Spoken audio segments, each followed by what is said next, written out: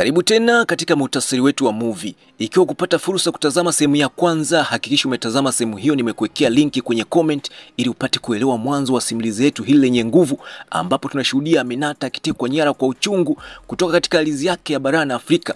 Katika sehemu hiyo ya awali tuliona alivyopitia mateso yasiyoelezeka, ikiwemo kusalitiwa na mwanaume aitwaye Shakura aliyewasaidia watekaji mwanzoni kabla naye kutekwa na kufanywa mtumwa. Kwa muda uhusiano wa Shakura pamoja na Aminata uliendelea hadi kuwa upendo wa kweli uliokuwa na utata. Baada ya kutoroka utumwani, Aminata alipata hifadhi kwa muda kwa mtu aitwaye Sam. Sasa safari yake inaendelea katikati ya matumaini, usaliti na harakati zisizokoma za kutafuta uhuru. Kadiri vita kati ya Uingereza na makoloni vilivyokaribia kuisha, wanajeshi wa Uingereza walijiandaa kuondoka New York ifikapo mwishoni mwa mwezi Novemba. Watu wengi weusi walioungana na Waingereza kwa matumaini ya kupata uhuru wao pia walijiandaa kuondoka. Hata hivyo, uhalisia ulivunja matumaini yao. Amri mpya ilitolewa ikisema kwamba watu waliowahi kuwa watumwa na kutoroka utumwani sasa wanaweza kudaiwa tena na wamiliki wao wa zamani. Habari hizi ziliacha jamii katika hali ya mshtuko. Kwa watu kama Aminata na Shakura walioweka maisha yao rehani kwa matumaini ya kwamba Waingereza wangeweza kuwapatia uhuru, usaliti huu uligusa nafsi zao kwa kina. Hata Shakura aliyepigana kwa ujasiri upande wa Waingereza alikuwa amejiaminisha kwamba zawadi yake itakuwa ni uhuru. Siku moja Aminata alipokuwa akitembea mitaani, anakabiliwa kwa fujo na wanaume wawili weupe. Kabla hali haijawa mbaya, Luteni Walter anajitokeza na kumlinda dhidi ya madhara. Anampeleka kwa Jenerali Samuel Clarkson, mwanaume ambaye tayari amekuwa amesikia kuhusu uwezo wa Aminata wa lugha na uandishi na amekuwa akitaka kukutana naye. Jenerali Clarkson anamueleza kwamba Black Loyalists, yani watu weusi waliowahi kutumikia jeshi la Uingereza, watapelekwa kuishi Nova Scotia ambako watapewa uhuru wao kamili. Anaratibu safari yao na anahitaji mtu wa kuaminika mwenye uwezo wa kusaidia kuandika kumbukumbu na mchakato huo wa kihistoria. Akitambua kipaji pekee cha Aminata cha kuzungumza lugha mbalimbali za Kiafrika, kusoma na kuhifadhi kumbukumbu, anamkabidhi jukumu la kusaidia kuandaa kitabu cha watu weusi, orodha rasmi ya kila Mwafrika mwaminifu atakayepanda meli kuelekea uhuru. Clarkson anamhakikishia kwamba atalipwa kwa kazi yake na pia anamhakikishia nafasi ya kuaminika katika moja ya meli hizo. Aminata akiguswa na nafasi hiyo yenye maana kubwa, anakubali kazi hiyo kwa moyo mkunjufu. Aminata anapowajulisha jamii ya Canvas Town kuhusu habari hizo, mazungumzo yanazuka kuhusiana na historia yake na namna ambavyo alikutana na Shakura. Ukweli unaanikwa wazi kwamba Shakura aliwahi kushiriki katika kuwanasa Waafrika. Ufunuo huu unasababisha mavutano, ingawa baadaye alitubu na kushiriki mateso yao, lakini kile kivuli cha usaliti hakijafutika bado. Hivi karibuni vurugu zinaibuka. Bila ulinzi wa kisheria, wamiliki wa watumwa wanavamia Canvas Town kuwakamata waliotoroka. Karibuni mwanajamii aliyetambulika kwa heshima anakamatwa pia. Aminata akiwa na dhamira ya kumwokoa, anaandamana na Luteni Walter hadi katika meli ya Waingereza ambako Claiborne alikuwa ameshikiliwa. Walter anasisitiza kwamba Claiborne afunguliwe kwa kuwa aliwahi kulitumikia jeshi la Waingereza. Hata hivyo, afisa wa juu anawasilisha hati zinazoonyesha kwamba Claiborne ni mtoro na lazima arejeshwe. Licha ya juhudi zao, wanashindwa kumzuia Claiborne asirudishwe utumwani kwa nguvu. Mwaka 1783 Aminata anamsaidia Sam katika kuhudumia kikao kilichoandaliwa na Jenerali George Washington. Wakati wa kikao hicho, anasikia jenerali akipinga mpango wa Uingereza kuhamisha Black Loyalists. Anasema kuwa hatua hiyo inakiuka mkataba kati ya Uingereza na taifa jipya la Marekani. Usiku huo Sam anakaribia kumbusu Aminata, lakini Aminata anamzuia kwa upole, akisisitiza kwamba moyo wake bado unampenda Shakura. Baadaye nyumbani anarejelea mahusiano na Shakura katika tukio la upole na upendo wa dhati, likizidisha nguvu ya uhusiano wao. Aminata anajitosa kwa bidii katika kazi yake mpya. Anakutana na kusikiliza hadithi za mamia ya watu weusi, akiziandika kwa uangalifu ndani ya kitabu cha watu weusi. Miongoni mwao anakutana na binti aitwaye Aminata, binti wa Sanu, ambaye Aminata alimzalisha alipokuwa katika meli ya watumwa miaka iliyopita. Mkutano huu unakuwa kisia sana. Aminata anamshirikisha Shakura habari ya ujauzito wake, na furaha hiyo inakuwa mwangaza katikati ya giza linalowazunguka. Wakati huo Bethilda aliyekata tamaa kutokana na hatima ya Claiborne anakataa kuondoka bila mumewe. Aminata na Sam wanampatia tiketi na msaada wa kifedha kwa matumaini kwamba zitamsaidia siku moja. Maadui wa serikali mpya wanapoanza kuingia New York, muda unakwisha. Aminata bado akiwa na matumaini anathubutu kumuuliza Jenerali Washington ikiwa anaamini kwamba watu weusi watawahi kuwa na uhuru kweli. Kwa ujasiri pia anamuuliza jinsi anavyoweza kuamini katika uhuru huku akiwa na watumwa. Kabla hajajibu, Sam anaingia na swali hilo linabaki bila majibu. Siku ya kuondoka, msiba mwingine unatokea. Aminata anakamatwa ghafla na kuzuiwa kupanda meli. Dai la kisheria limetolewa dhidi yake. Shakura anataka baki, lakini nahodha anamuonya kwamba akikosa meli hiyo hatapata nyingine tena. Aminata anaburutwa kwa minyororo akiwa na huzuni tele. Sam anagundua kilichotokea na anakimbia kumsaidia. Mahakamani, Aminata hana hati yoyote kuthibitisha uhuru wake. Ndipo Bwana Apple aliyewahi kumtumikisha kama mtumwa anafika na kudai umiliki wake. Anawasilisha nyaraka akisema kwamba kumkopesha Aminata kwa bwana mmoja aitwaye Lindo. Licha ujasiri wa Apple, Sam anaomba muda zaidi wa kukusanya ushahidi. Hakimu anakubali. Siku chache baadaye Lindo anafika na kuthibitisha kwamba aliwahi kumnunua Aminata miaka iliyopita na hata kusaidia kumuuza binti yake. Ingawa Aminata alimchukia kwa hilo, ushahidi wake unathibitisha kwamba Aminata si mali ya Apple tena. Hakimu anatoa uamuzi kwa upande wake. Aminata hatimaye ni huru kisheria. Aminata anajiandaa kupanda meli nyingine. Kabla ya kuondoka, anamwambia Lindo kwamba hajui ni jinsi gani ya kumlipa fadhila. Sam aliyesimama jirani na mawazo yake ya kipekee wanashirikiana buso la kuagana ambalo limejaa shukrani, heshima na hisia ambazo hazijakamilika. Aminata anasafiri kuelekea Nova Scotia akitumaini kwamba atamkuta Shakura huko. Hata hivyo, meli yao inatua Sheridan badala ya Nova Scotia. Anapowasili anakutana na Jason, kijana aliyemwandika katika kitabu cha Weusi. Jason anamtambulisha kwa mchungaji wao Daddy Moses na wanaanza safari ngumu kwenda Beach Town katikati ya msimu wa baridi kali. Kwa huzuni, Aminata anakuta makazi ya Weusi yakiwa maskini kupindukia.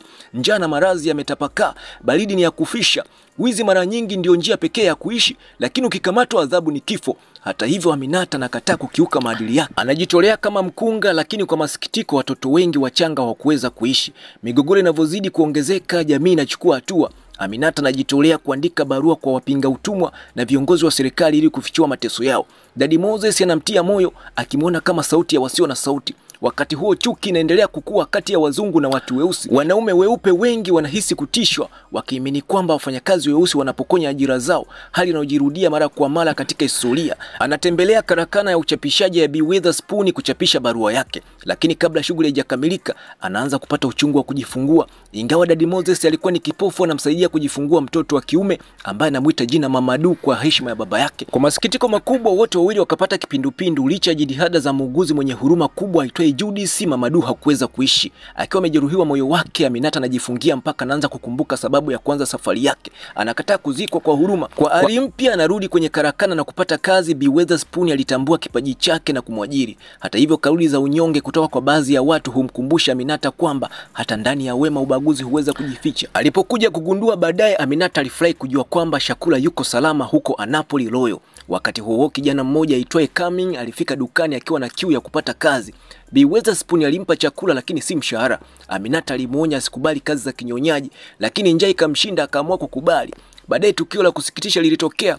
Mwana wa B. Witherspoon aitwaye Messi alimdhalilisha Aminata. Jason alimsaidia Aminata na kwa bahati mbaya akamuua Messi wakati wa mapambano. Polisi wa mji akaanza kuchunguza na B. Messi akamfukuza kazi Aminata, akiapa kulipiza kisasi kwa niaba ya mwanae. Lakini haki kama Aminata alivyokwisha kujua si rahisi kamwe. Haikupita muda, Jenerali Clarkson alirejea, labda kuashiria kwamba huu ni mwanzo mpya wa maisha yake. Baada ya miaka mingi ya kusubiri na matumaini, barua zote za Aminata hatimaye zilifika mikononi mwa mtu mwenye mamlaka, Jenerali Clarkson, sauti muhimu miongoni mwa wanaharakati wa Kiingereza waliopinga utumwa. Akitambua ustamilivu na hekima ya Aminata, jenerali alitoa tangazo muhimu.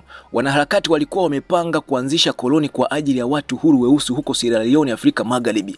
Koloni hiyo ingekuwa hifadhi salama nyumbani kwa wale waliopitia mateso makubwa na dhuluma. Alieleza uhuru ungewapata wale tu wasiofungwa na mikataba ya kazi ya kulipia madeni ama utumwa. Wale waliobaki katika hali ya utumwa wasingeweza kusafiri. Habari hizo zilimvunja moyo Cumming, kijana aliyetamani sana kuikomboa nafsi yake. Alijua ukweli mchungu, bado alikuwa chini ya mmiliki wake B. Witherspoon, mzee ambaye alimuona kama mali badala ya binadamu.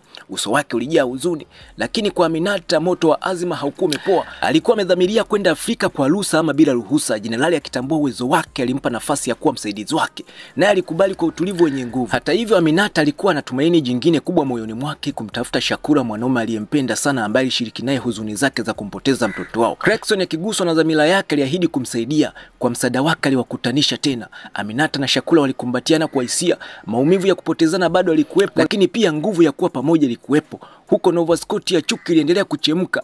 Wazungu wengi walikuwa na chuki dhidi ya jamii ya watu weusi, lakini walionyesha unafiki walipolalamika jamii hiyo ilipoamua kuondoka. Ilikuwa ni kejeli chungu isiyoisha kuuma.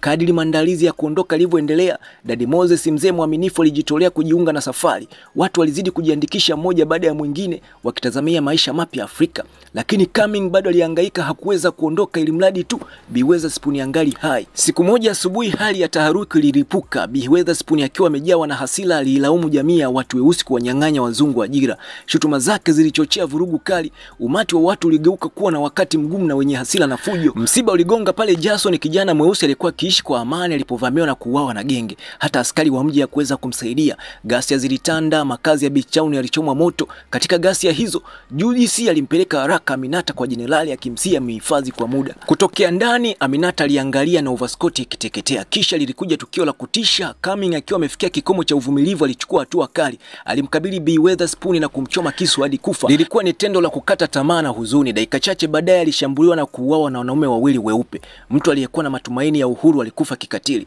Siku iliyofuata kila kitu kilikuwa kimepotea. Nyumba na kumbukumbu vyote vilikuwa majivu, lakini katikati ya magofu Aminata alipata faraja. Chakura alikuwa bado yupo hai. Tarehe 15 Januari 1979 meli zilianza safari. Walielekea Afrika, nyumbani kwa mababu zao, ardhi zilizoporwa vizazi vilivyopita. Walipowasili, Jenerali Clarkson aliwakusanya wakazi na kuwapa onyo kali. Ardhi ile japo kwa ishara ilikuwa mwanzo mpya, bado ilikuwa mali ya kampuni iliyoinunua. Mpaka pale watakapopata mamlaka ya kweli, walikuwa wageni na sio watawala. Waliapa jina makazi yao kwa Freetown, kwa mawe na kwa magogo walijenga pamoja, wakiongozwa na matumaini na uhitaji. Lakini amani hiyo haikuwa timilifu. Siku moja Aminata alishuhudia tukio la kutisha. Mateka walikuwa wamefungwa na kusukumwa na wafanyabiashara wa utumwa. Hao walikuwa ni wawindaji wa utumwa na hawakuwa wamekoma. Yeye na Shakula walijaribu kuingilia kati, lakini kiongozi wa wavamizi aliwatishia waachane nayo. Ndipo kwa ujasiri wa ukimya Daddy Moses alijitokeza. Aliomba maisha ya mvulana mdogo na akafanikiwa kumwokoa, lakini akachomwa kisu na kuuawa papo hapo. Je, nini kitaendelea sehemu inayofuata? Nikusihi usiache kufuatilia simulizi hili la kutisha na yenye furaha na la kuburudisha ufuvu pamoja na ubongo. Basi usiache kuilike na kisha kusubscribe katika channel yetu.